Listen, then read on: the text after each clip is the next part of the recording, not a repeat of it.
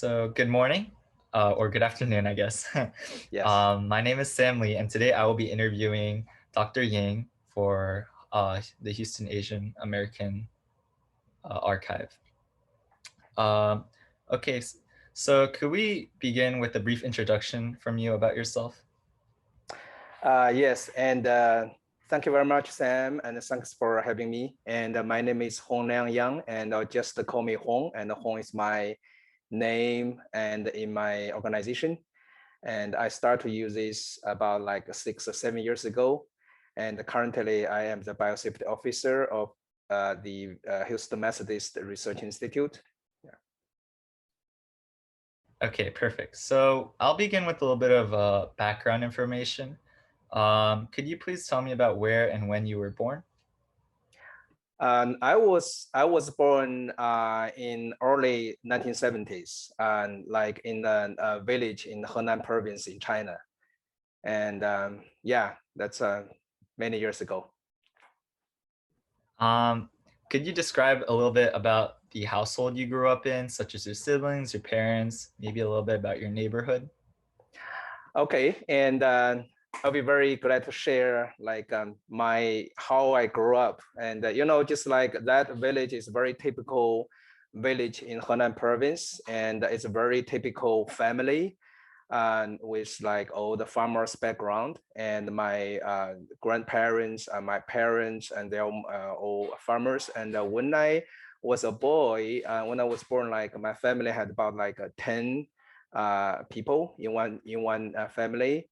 So my parents and my grandma just like cooked for the whole family, and my both of my parents just worked in the farm just all day for the whole year. And I have two siblings. I have one older brother, and I have one younger brother, and also I have one uncle and one auntie. Yes, and for my parents, for my dad's sibling. Yeah. I see. Could you maybe talk a little bit about your school life, such as elementary, middle, or high school? Maybe some things you could talk about are, was it like a gender specified school? Was it private or public? And yes. Sure.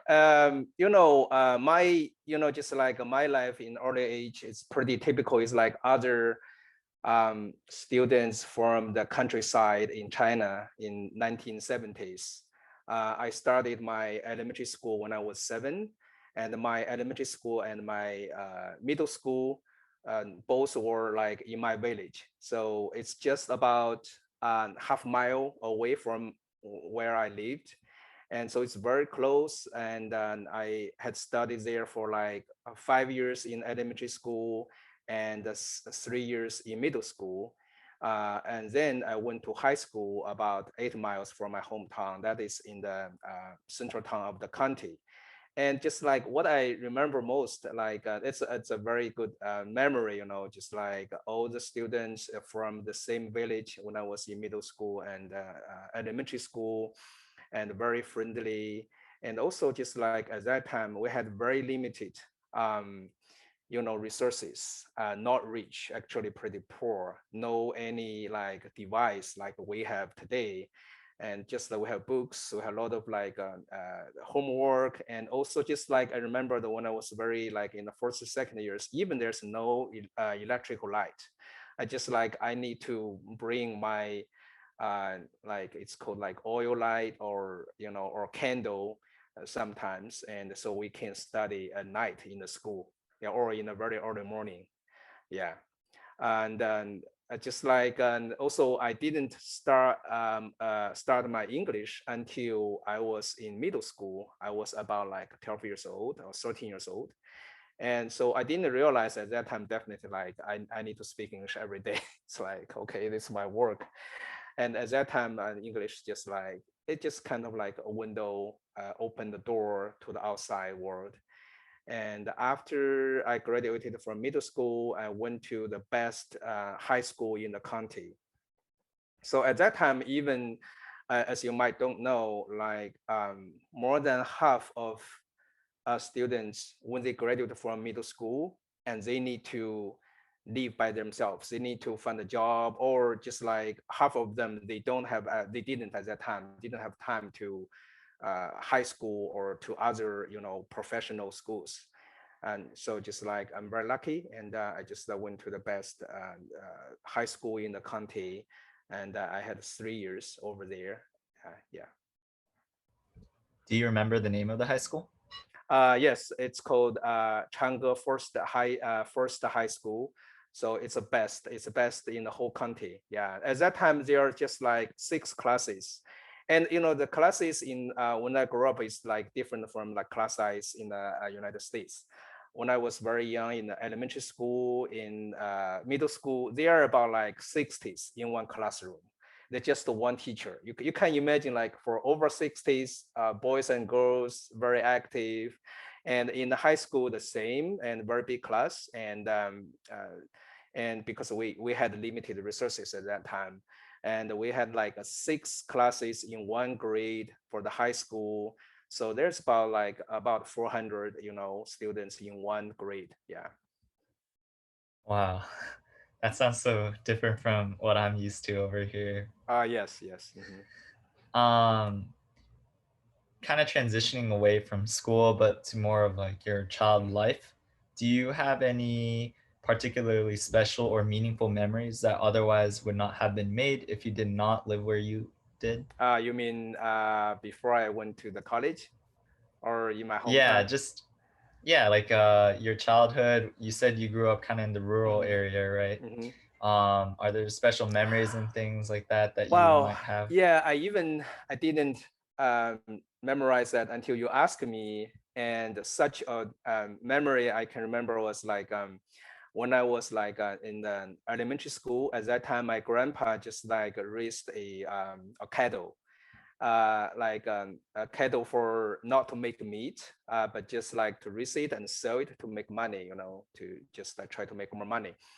And as a student, especially like in the after I came back from school and in summer holidays, and I had to go to the field, to because at that time, just like all the field, all the crops are belong to the families. They're not belong to the public at that time.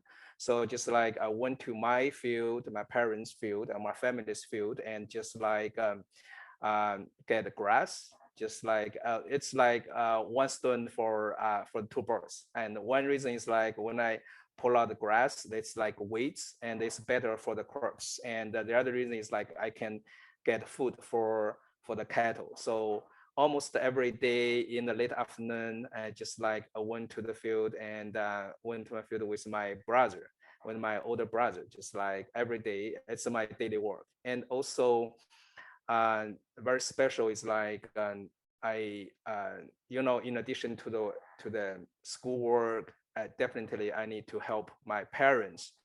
And especially like when you need to harvest the wheat, in summer. It's just like these days in the early June, like it's time to harvest the wheat, and it's just like there's very short window to harvest all the crops. So even just like when I was like 7 or 8, I can help. Even just like I remember I can help like after my grandma just cook the lunch, or just like bring I just brought snack to the field, maybe just like almost like 1,000 meters, or just like within the village. It's not so far away, but I can deliver the food and to the elders, yeah, to parents and to others, yeah, That's very interesting. yeah. Um, Kind of segueing in, do you have any special values or lessons that your parents emphasized during your upbringing? Can you say it again? Yes. Yeah, sorry. Do you have any special values or lessons that your parents emphasized in your upbringing? Oh yeah, definitely. Parents are the first teachers, right? Just like we stay with the family, all day long and every day. And in addition to the school education, just like I feel my original family, what I received from my family is very precious. It's very valuable, priceless. Like um, as a boy, and you need to take your responsibility, and you need to be honest, and you need to work hard to like everything is not for granted, and you need to work hard and for your future. That is, I think, part of my personality, just like made me what I uh, who I am right now, just part of my personalities. Yeah. I see. And you also mentioned that you spent a lot of time with your brothers or brother. Could you kind of elaborate how your relationship was with your siblings when you were a child and how that might have changed or stayed the same now that you're older? Well, just like, when you are like, when I was a boy, just like three siblings, sometimes it's like pretty normal, when you're young, just like you fight each other. And definitely as like a middle one, and I learned from my older brother, and I need to somehow to help my younger brother. And one thing I can remember is like, when I was like in the third or fourth grade, and in the late summer, it's time for the new school year to enroll new students. And even at that time, I can't remember why, but just like my parents didn't notice this. I just like, it's me, and brought my younger brother to the school and just registered for him. That is just like for his first year, in the elementary school. That's just I was like in third or fourth grade. And so just like definitely, well, like we are a family. We're not just like not so nowadays, like a family, kids have so many activities. Just most of the time we stay together and work together, and even to the field. And but later on, just when I left the school, when I just like came to, to uh, left my hometown and to the capital of my province, and to Shanghai later on. Just like now, I mean, United States. Still, definitely, they're my brothers, and we have different professionals, different families. But just like that's something you cannot, you know, it's not like only friendship. It's from blood. Yeah, That's a really good way to describe yeah, it. yeah. Are your siblings here in America or are they still back home in China? And only my core family now is in the United States. Yeah, and my siblings and my older brother is a teacher in an elementary school in my county, and my younger brother it's like works in the local government. Yeah. Okay, I see. Mm, And this leads us to our next, I guess, set of questions about mm, immigration. mm, Uh, I know that you moved to Colorado first in the United States. mhm. Could you kind of speak more about that experience, about why you decided to move here and what it was like? Well, before just we talk about this, I think I would like to talk about like my early career, like my early professional, because that's changed a lot. And my way is like a not typical way for other immigrations. And after graduated from high school, I went to a medical university in my province, in Henan province, and that is the best medical university in that state, in the province. And I stayed I learned like 5 years and to earn my degree, which is medical technology. And after that, and I start to work in a hospital in Zhengzhou, which is capital of the province. It's the largest city in the province, and it's like recognized as the best city in the province also.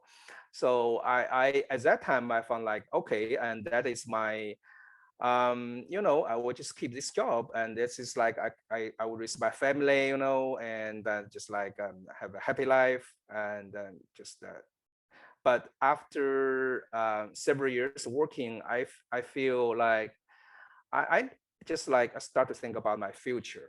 At that time, I was married, and so I was thinking like, oh, do I need to just like stay in this hospital for my whole life? And because that hospital is like kind of very small hospital, and there's no early like no many uh, opportunities for my career.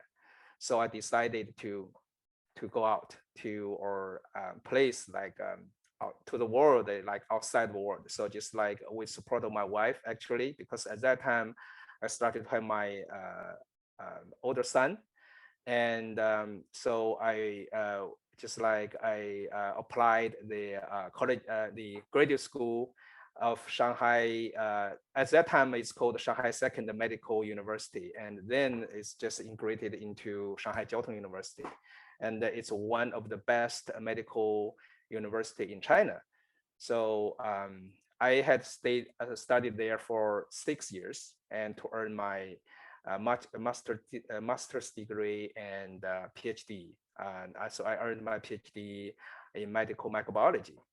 And after I earned that, just like definitely I had more opportunities to find a better job in China, including I can find like kind of like dream job in Zhengzhou, and also a very good job in Shanghai. But just at that time, I was thinking like, well, I earned my PhD. So, at that time, I know United States has the best technology in the world. And so I really just at that time, just want to see what the outside of the world is. So I told my dear to my supervisor, and he just supported me very much. He just told me like, oh, after 2 years, you can come back and you can find like a better job, a better offer, in Shanghai. So that's the reason actually, and I applied the postdoc job in the United States. And very interestingly, like all the labs applied were like tuberculosis lab. And at that time, because my major was medical microbiology, and but just like I didn't do any like investigate any TB work in China, but just like because TB is like a heavy burden in China and worldwide, and nowadays, and at that time also for many years. And so just like I feel there's more very interesting things I can do, I can contribute in this area. So applied all the labs in the TB lab. So that's like I very glad that like I got offer from Colorado. That was Colorado State University. That's the reason I just like flew from China, from Shanghai to Colorado with my family. Yes. Okay. To kind of sorry to interrupt, but Mm. could you kind of mention like what kind of job you first worked in Shanghai? I know you said medical microbiology, but what specifically did you do? Oh, you mean the research work? Sorry, could you repeat that? You mean the research work, right? When I was in graduate school. Well, that is very, very uncommon disease. That is called leptospirosis. So it's like the bug, the bacteria is called leptospira because it's like a sparrow. It's like not like a germ. It's like a round, a straight. That is like a sparrow or spin, and it's a very special shape. So the disease is like actually is like zoonosis, which means the cattle, the animals, and human beings can just suffer from the same pathogen, and and the people, human beings, can be infected from the animals, materials. And so that's where what I did, and in Shanghai. But just like because this one reason is like this is not very common pathogen, and the TB definitely is more important than this. And also this is my personal interest. I know many people suffered from TB in my hometown and in my country. So just at that time, I really wanted to just like to learn something new in the United States in TB area. Yeah. I see. So, was your interest always in the research direction of like biology, or did you ever have any thoughts about any other careers you might have been interested during your undergraduate and graduate experience? Well, at that time, looks like traditionally, I was recognized as like a very good student, almost all straight A's and very good at like, just like study. So, and also what I learned, that's also, I think, just like influenced from the family. If you learn something, you just keep doing it, right? It's just like, it's not good for you to change directions. And once you have your major, why you just like don't you keep on that way and you just change it to a new area, like not comfort zone. It's also maybe my weakness. It's like that is not my comfort zone, and in this area I have expertise, I have knowledge, experience. So just I would like to get deeper and to develop my skills in this area. Yeah, so I really didn't think about like other opportunities at that time. Yeah. I see. About your college, both undergraduate and graduate experience in general, are there any special defining points you think you had that helped you realize like this is the direction I want to go in? Sorry, that cut out. Well, sometimes, at that time, um, to be honest, like when I applied to, the undergraduate, the college, and as an undergraduate student, and it was like a medical university. But at that time, because my parents were all farmers, and nobody knows at that time, nobody knew like, oh, which major you need to choose. I just like, I know I'm interested in the medicine and just in the medical school, and there are not so many majors but still majors. And at that time, like still most of um, college students, the policy at that time is like you cannot find a job by yourself. Like you will, like the government will give you a job, and will just like the government system will find a job for you. So it's like uh, I was told at that time, as like a teenager, when I was 18, I knew nothing about the job market. And my families and relatives, my families, and told me, oh, if you learn like your major is like in the clinical medicine, it will be very hard to find a job, or to very hard to find a decent job. And so just like, oh, this like the medical technologist is a new major in the university. So it has like more opportunities for graduate students, like to find new job. It's like a new market, it's new opportunities. So I just like, okay, and that might be good. But later on I realized, well, maybe I'm not so interested in that, but just like for my personality, is like, okay, this is my responsibility. I need to do this. I need to work in this area. That's major reason, is like I didn't think about, oh, I might need to change like something, even I need to learn from the beginning. Yeah. Thank you.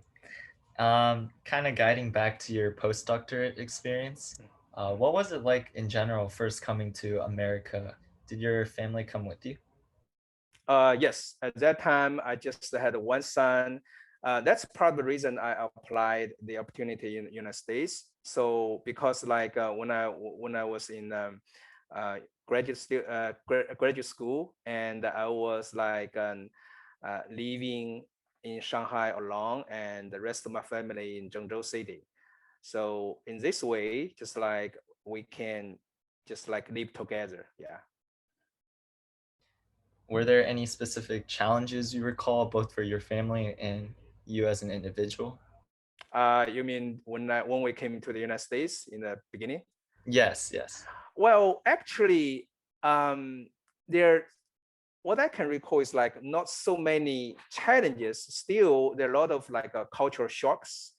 There's no many challenges because a big reason is like I feel I was very lucky, and even before I arrived at Denver Airport, I connected with a local resource in Colorado, in Fort Collins City, and the local church just answered my request, and they sent a gentleman to pick him up at the airport, to pick our family. and he had like a van, a minivan to pick up whole family with so many luggages, you know.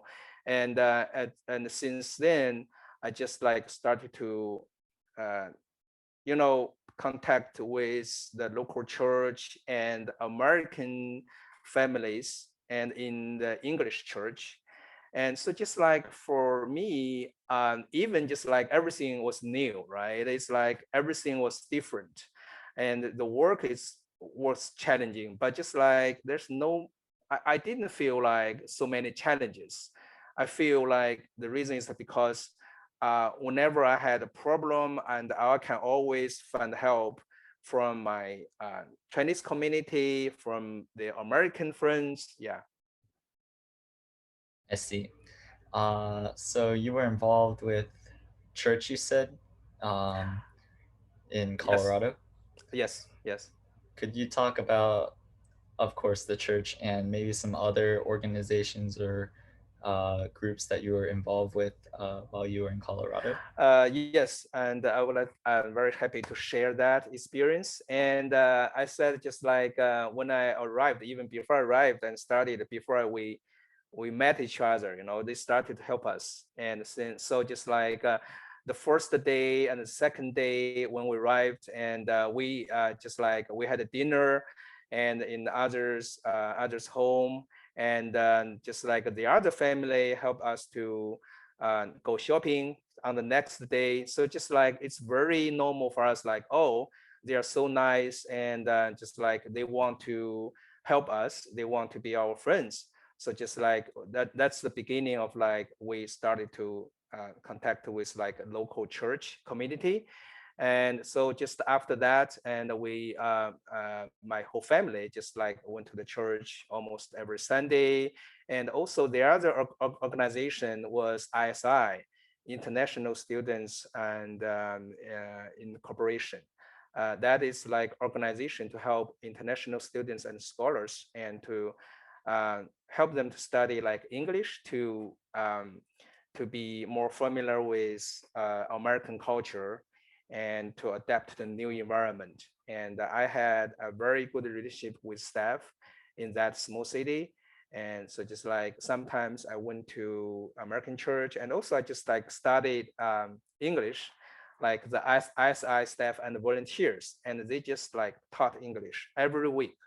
I remember it was like every Tuesday evening, and it's like very small. It's like one teacher with two or three students, all adult students from different countries, from South Korea, from China, you know. Yeah, it's very uh, precious. I really appreciate that help.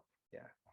Yeah, for sure. I also noted that another association you were involved with was the Colorado Chinese Biotech Professional Association.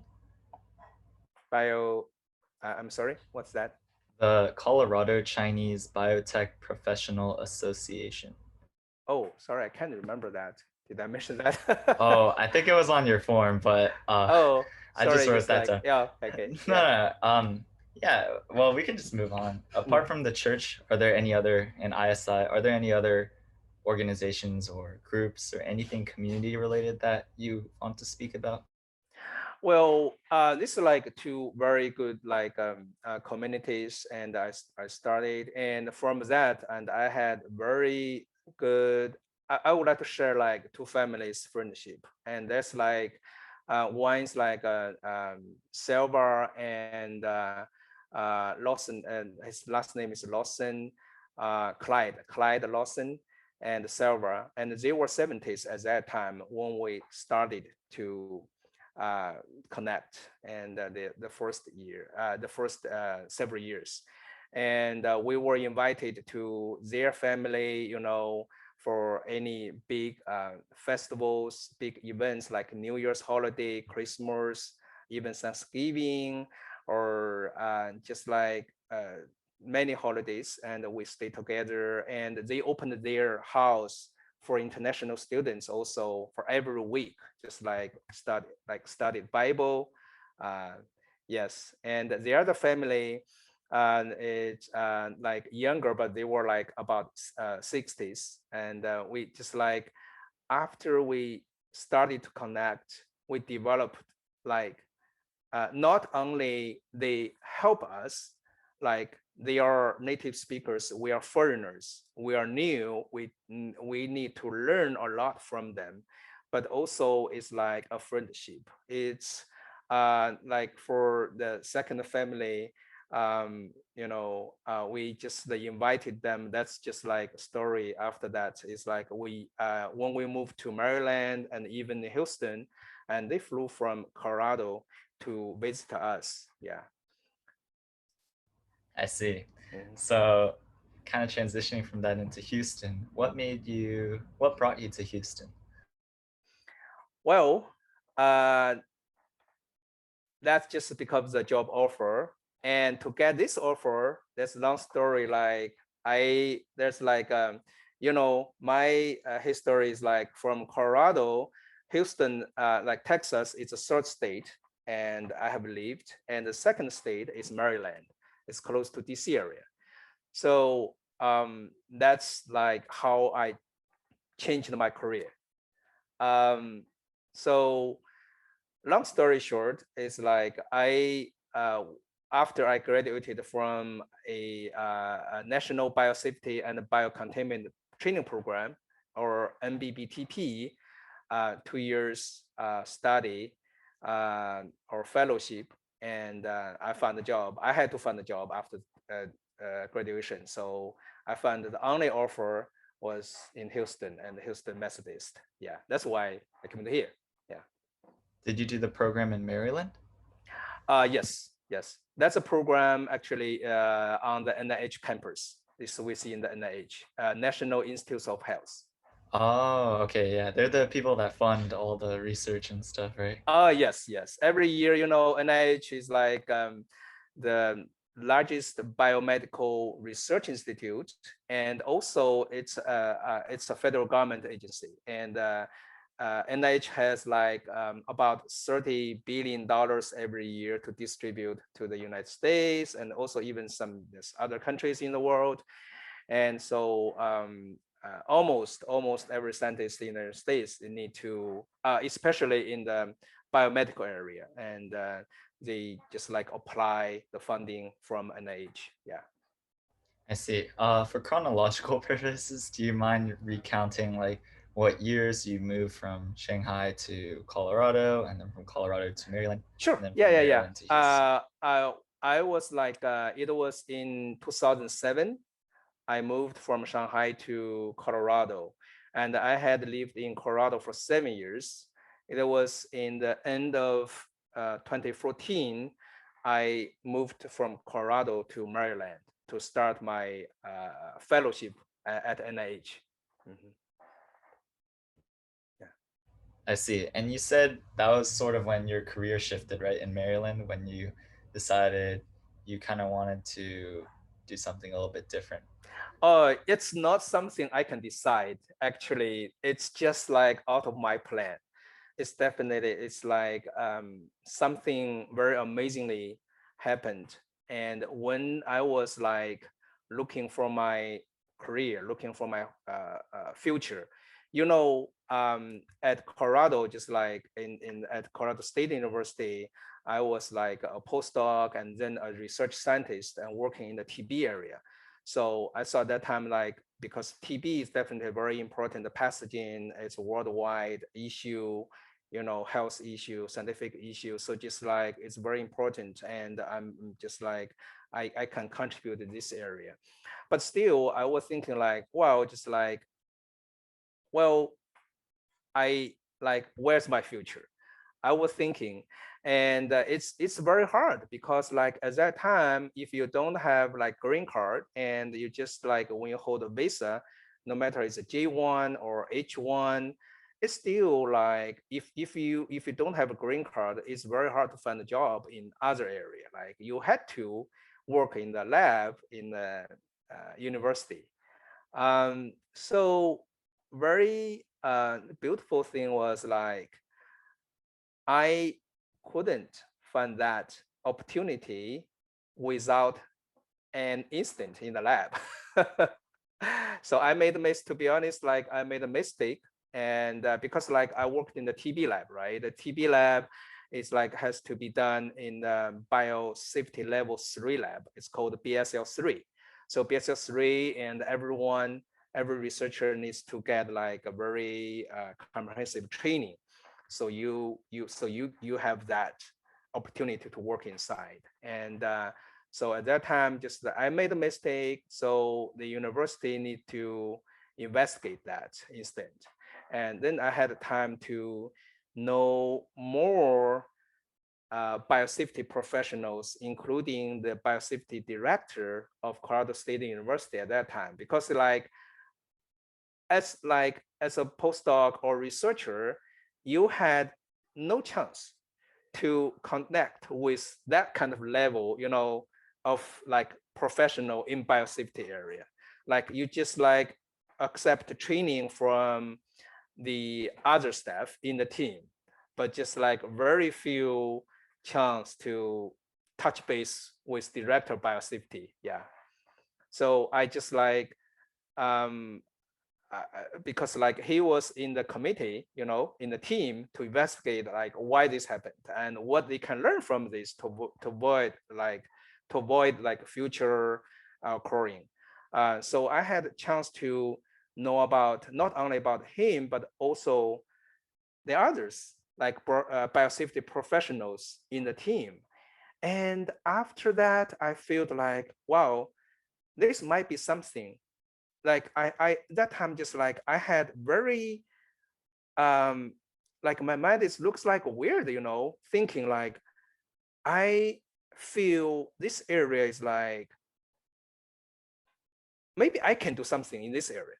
So like I'm not saying like I'm good at this, but maybe my personality, my experience, like what if I can find a job in this area, because I feel they are very helpful.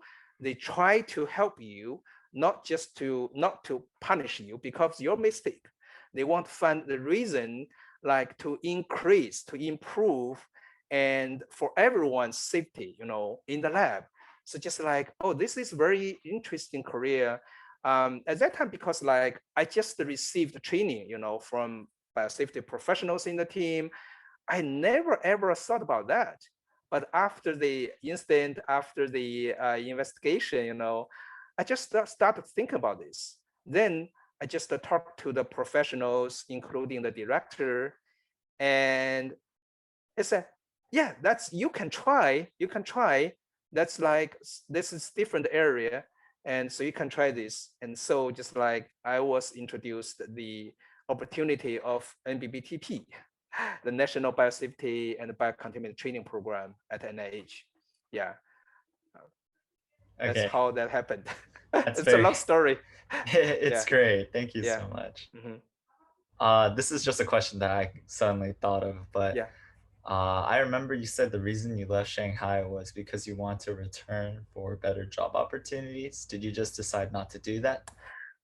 Well, to be honest, it's true. It's true. Just like when I came to the United States and 14 years ago, my plan was just like, okay, I just like 2 years study. I just learn more technologies in the United States lab.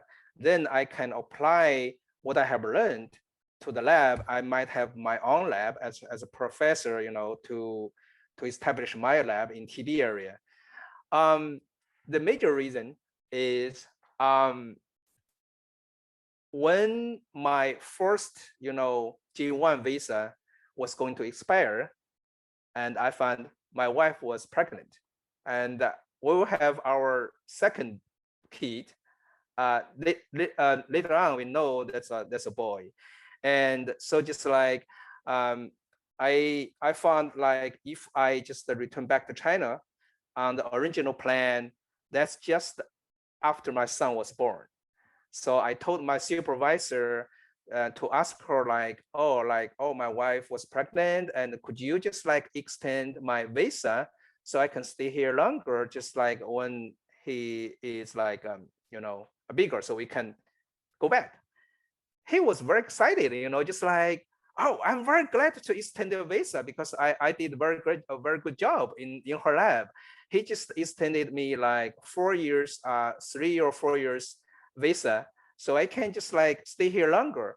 And even at that time, I didn't plan to stay here long, like as a permanent resident or as American, but just like later on, I don't know when exactly I found like I changed my, my plan. I don't know the critical point. I can't remember there's any critical point, but I feel, well, that might be good for my whole family, not only for myself, also maybe good for my two boys, for their education and for their future. Yeah. I see. And then you ended up in Yeah. Houston. Yes. Yeah. Yeah. Thanks for asking me. Yes. Very good question. Yeah. Yeah, so kind of going more into Houston now. Mhm. I know you work at Houston Methodist. Do you want to talk a little bit more about your position as the biosafety officer and all of that? Yes. And so my current role is like a biosafety officer. So just like, my experience was like I was a researcher in a TB lab. Just how can researchers just to play a role as biosafety officer? So the very important transition was like in the fellowship.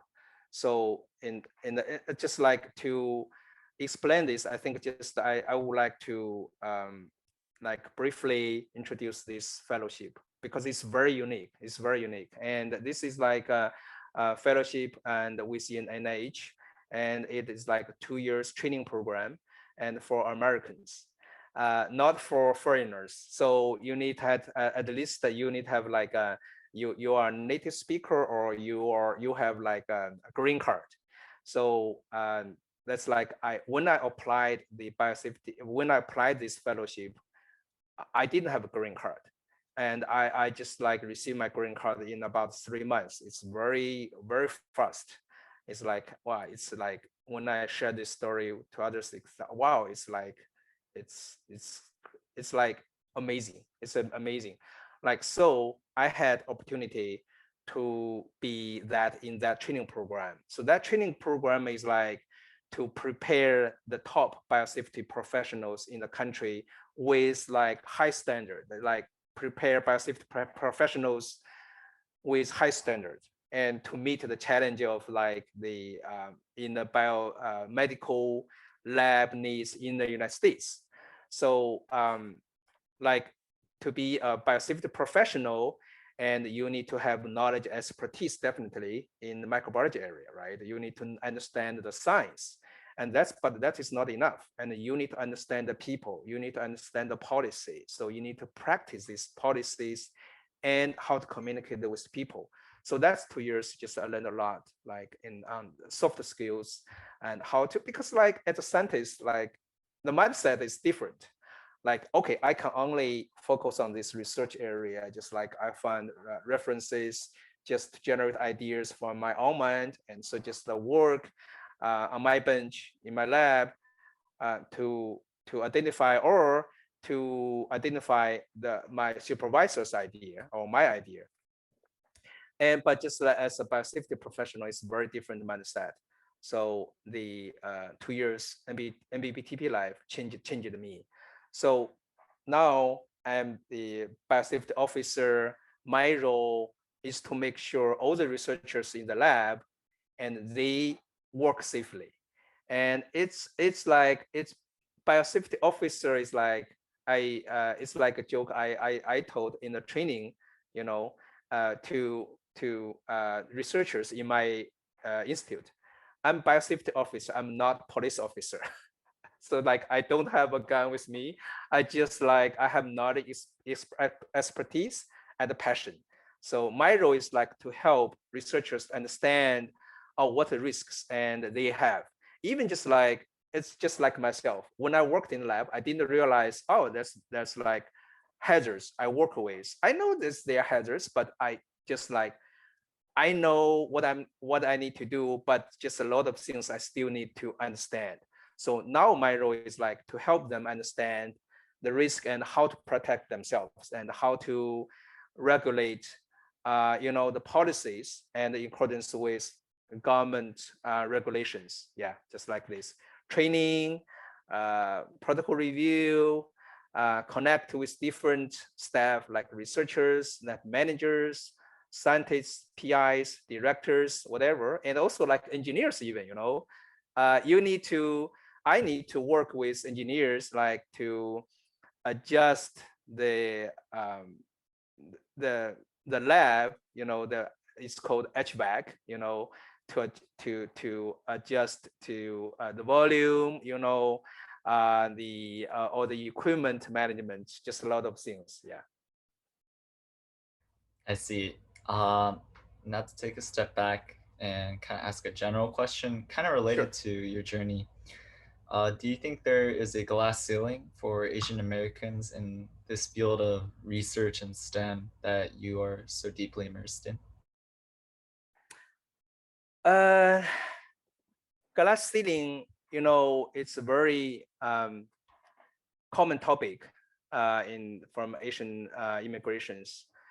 And based on my very limited experience in the United States, to be honest, like sometimes I didn't feel it's glass ceiling because I'm an Asian immigrant, because I'm from other countries.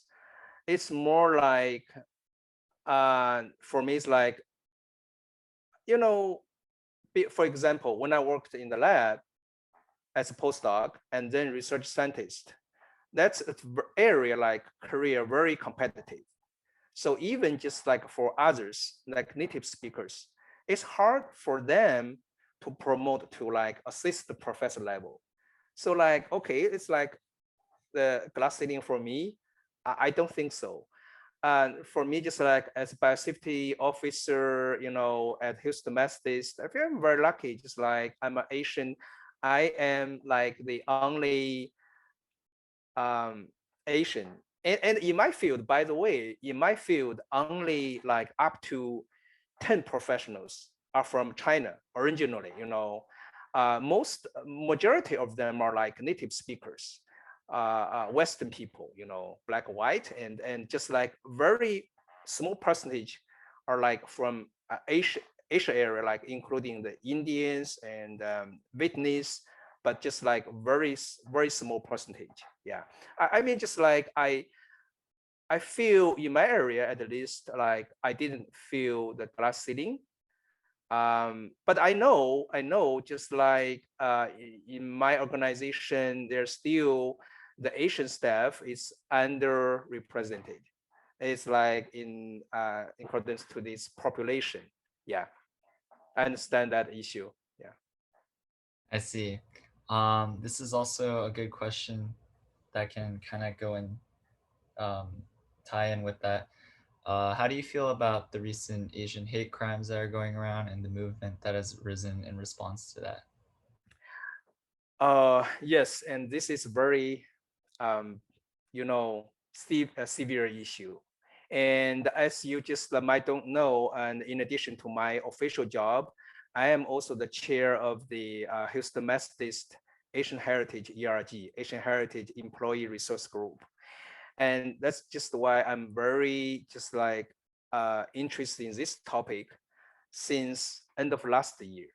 And so I feel this definitely is like a social issue. It's not only related to the pandemic, but it's within the pandemic. We see, unfortunately, we see some like tragedies around the country, the shooting, the hate crime, and so in this March, and I just wrote my reflection on the Asian, anti-Asian the crime, and that reflection was included in Houston Methodist official statement regarding this issue.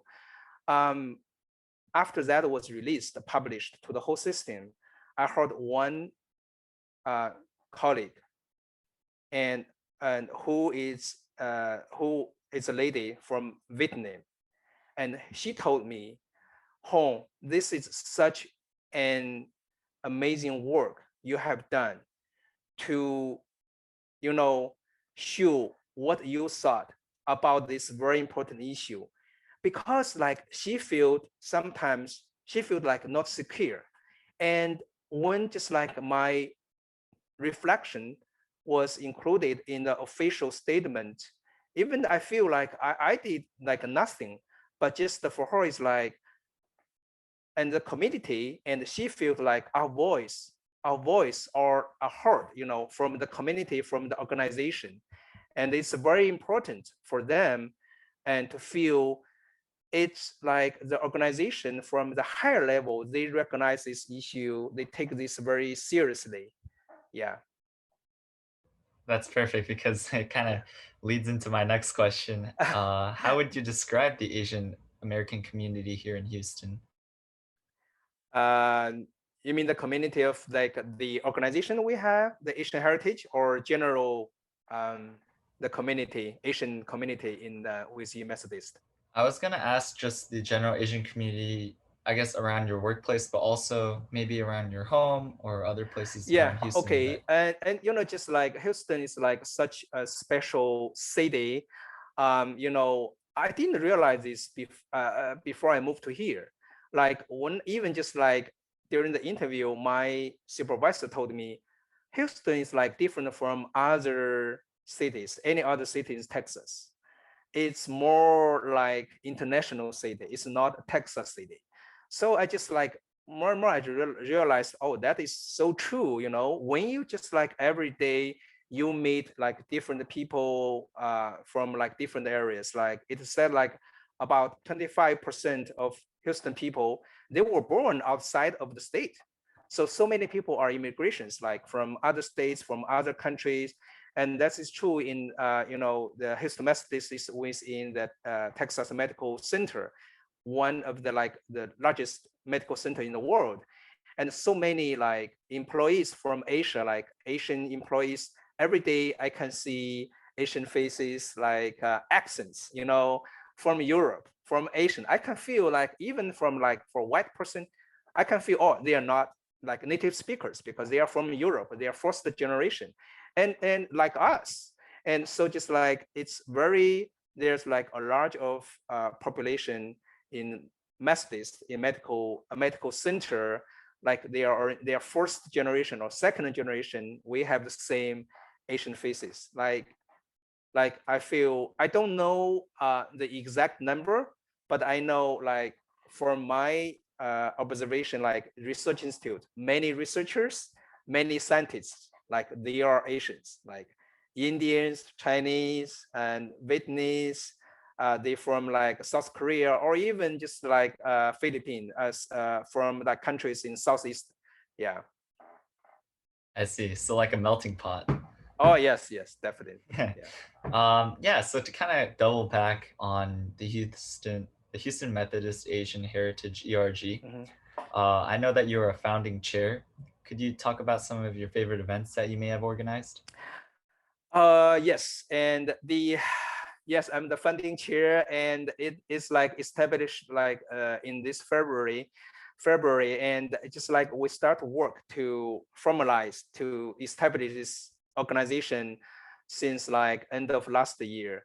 So it's like not easy because the pandemic, we had to like us just to meet virtually. So we were not able to make like on-site meeting. So just like we have like about 13 or 14 funding members, and we meet such as like to establish this organization. So after like we made this, the first like very big event for us was to celebrate Lunar New Year, Chinese New Year. And this is like celebration for open to the public. And that event attracted more than 200 employees. It's a big event, just like even from the leadership of the research institute. And also we had like traditional Chinese, like the Spring Festival decorations in the whole. So just like everyone see, wow, it's a festival for Asians, it's a festival for Chinese. And also just like we, not only we distributed the, the food, the traditional food, but also that's like it's a way for us like to let them know we have our own ERG group. Can That's like a community. We can just like deliver our own voice to the system, to the organization, and to address any concerns from the community to help the community within the Asian heritage. Yeah. I see. That's pretty cool. Yeah. Sort of switching gears to more about some other aspects of your life. I know that you seem to have a relationship with religion. Um, for, forgive me if I know incorrectly, but I think you were involved with the Fort Bend Community Church. Yes. Yes. Mhm. Do you want to speak about your experience about that? Okay, and just like I'm a Christian, and I was baptized, and when I was in Colorado, so I just like keep practicing my faith, and no matter I was in Colorado, in Maryland, and in Houston area, and Houston, like this church is like different from other churches I experienced. Is like this is like everything is bigger in Texas, right? And this church is a one example. So just like this church is very big and with more than 1,600, I think, congregation. So just like a very good resource and we can have, and it's very big. So just like we like in the we have activities and more like on the weekly basis, like through the small group. So in the small group, we have like about 10 families, and we had before the pandemic, just like we meet every week and had discussion to develop, our faith and to pray and to help each other, But just like during pandemic, just we had to meet virtually, and so just like it's a great church, and still we have a lot of challenges. It's so big and so many needs, and within the group, within the church. But just like for me, my experience, like, oh yes, it's good for me to find my value, and as a Christian, and also like I'm the one of the seventh, now it's seventh grade. Last year was sixth grade, seventh grade teachers, Sunday school teachers, and worked with others to help the next generation to grow up. This is just like one of I find my values like in the church, like we as like adult, as parents, it's like my mission to just like grow up with these wonderful preteens and teens. And during the time they grow up, the critical years for them. So I just like stay with them, and I just like we just like I grew up together. Yeah. Yeah, that sounds really wonderful. Yeah. I guess it kind of leads into me asking how you would identify yourself as an individual, coming from, some challenges you have faced, uh, all the moving you did, and obviously the values that you have kind of come to embrace. Can you just say it again? Yeah, Yeah. yeah. Yeah. Basically, I'm asking like, how do you identify yourself as an individual and someone who overcame challenges and kind of embraced the values you do today? Well, this is a very big question. Yeah, myself, like, you know, um, when I just like look back, I when I look back, like I didn't realize as a boy who grew up in the countryside, in China, now have the opportunity to work in the States. And no matter just like what my nationality is, the first thing is like, okay, I'm a man. I need to be responsible for myself, for my family, and also I'm a Christian. And just like I'm an Asian, but just like my, I identify myself as like a professional, and also I'm a father, and also just like I I can recognize me as like I open my mind to other communities. Like for example, like some I know some of the residents in my neighborhood, they would like to choose like dentists or doctors and from the same area, like oh, from maybe China, from Asia, they feel more comfortable.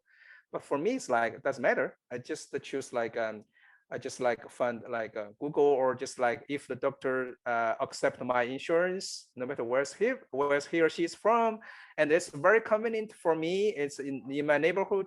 I would choose that doctor to my doctor, or dentist to my dentist. It doesn't matter like that doctor or dentist, like where's he or she is from. So I mean, it's like we live in the international area in Houston. So I feel like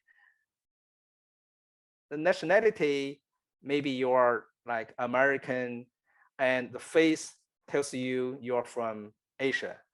But just like we are all human beings, and with respect, with responsibility, and with values in our heart, and to identify who we are, that's more important. Yeah. That was a long answer. Thank you.